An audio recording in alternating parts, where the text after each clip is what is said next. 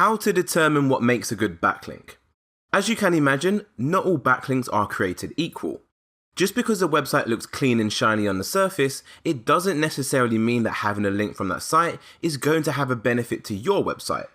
There's a 5-step checklist that we use at the agency to determine if a backlink is good or not. If a website doesn't meet all 5 points on our criteria, then we most likely won't go ahead with it. The reason being is because SEO these days is all about quality and not quantity. You really can't afford to make sacrifices when it comes to the quality of your SEO campaign. So without further ado, these are the 5 things you should check when determining if a backlink is good or not. Number 1. Check the website's domain authority. Good websites will have a domain authority of at least 25, and we can easily check the website's domain authority by using the Mozbar which I showcased earlier on in the course. You can be more stricter if you want, for example domain authority 30 and above, however it's completely your choice. Just be sure to stay above the low 20s to ensure you filter out the low quality websites. Number 2. Check how many keywords the website appears for. Good websites rank for lots of keywords. If Google allows a site to rank for a keyword, then it's a good sign that Google likes this specific website. So getting a backlink from this site is something we definitely want to do. I like to look for websites that appear for at least 100 different keywords. Number 3. Check the website has a decent amount of organic traffic. So this is pretty much the same logic as number 2 above. It all goes back to seeing if the site is good in the eyes of Google. So good websites will rank for some keywords and as a result will have some organic traffic. There isn't any perfect number you want to look out for, as this number is going to vary and is going to be dependent on how many keywords a website appears for. However, to give you some context, I like to look for websites that have at least 200 monthly organic visitors. Getting a link from a website that has no organic traffic is not a good idea, as having no traffic can potentially be a sign that the site got penalized from Google in the past. Number 4. Check the website has a good number of referring domains. As we all know, backlinks are super important and have a massive influence on rankings in Google.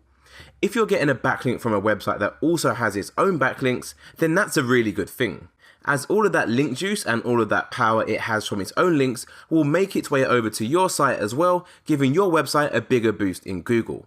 Like I said in the previous video, sometimes websites can link to the same website multiple times, so we don't want to focus on the backlink number for this. We want to focus on the number of referring domains, which is essentially how many unique websites link to this website. This is a much more reliable approach to take, as it cuts out any bloated figures with the same websites linking multiple times. Securing a backlink from a website that has lots of referring domains is going to give your website a bigger boost in Google. I like to go for websites that have at least 50 referring domains, so websites that have at least 50 unique websites linking back to them. Lastly, number 5. Check that the page isn't linking out to tons of other different websites. Now, to be fair, this one isn't required, however I like to do it just to ensure I'm future-proofing my website. Websites that link to multiple websites in the same article mean that they're going to provide a smaller SEO boost to your website, as that link is going to be diluted and split across all the site's reference. So ideally, you want to get links from articles that only mention your website and potentially one more just to keep things natural. As always, instead of just giving you the theory, it's time to show you how this works with a real world example. So what I've done is I've gone over to SEMrush, I've searched for yogamatters.com, and I've gone over to the backlinks just to look at all the backlinks they have so I can find one and use it as an example in this video. And that is exactly what I've done. So this is a backlink I found in SEMrush, which is pointing to yogamatters.com. So let's go ahead and follow our 5-point criteria.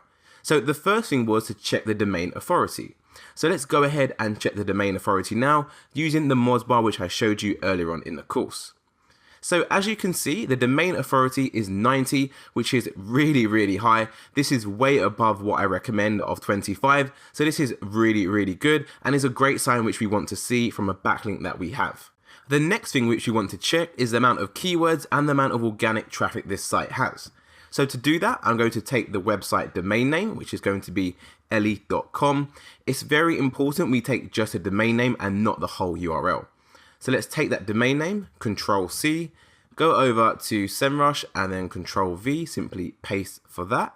And once the information has loaded, if we scroll down to the organic keywords, we can see that this website appears for over 2 million different keywords, which is tons and tons of keywords.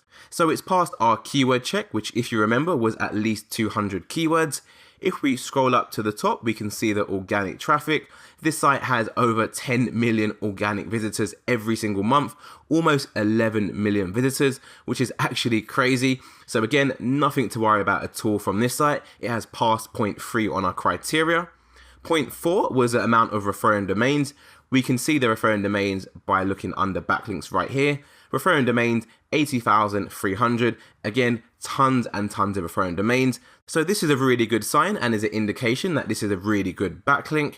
And our fifth and final thing we need to check on our 5-point criteria is to check how many other pages this article links out to. So if we go back and look at the article, you can see it has yoga right here, which is an internal link. We know that because we can see the URL at the left-hand bottom side of the screen. And if we do click this, it will just open another page on ellie.com. As you can see, it's done so like that, which is perfectly fine. Then we had the link to the site, Yoga Matters, which is perfect. We have a link down here to a teacher called Fern Ross, which again is another link on ellie.com. Again, ellie.com UK, which is absolutely fine. So we have an internal link, a link to our site, an internal link. We have 2 more links right here, which by the looks of it are both going to be internal links. Let's just open them just to be sure these are internal links. So again, another internal link to ellie.com, and we have another internal link to ellie.com. So again, nothing to worry about whatsoever. It's only linked to external websites that we want to pay attention to. So essentially, that is my 5-step process on how you evaluate if a backlink is good or not. That brings us to the end of this one, and I'll see you in the next video.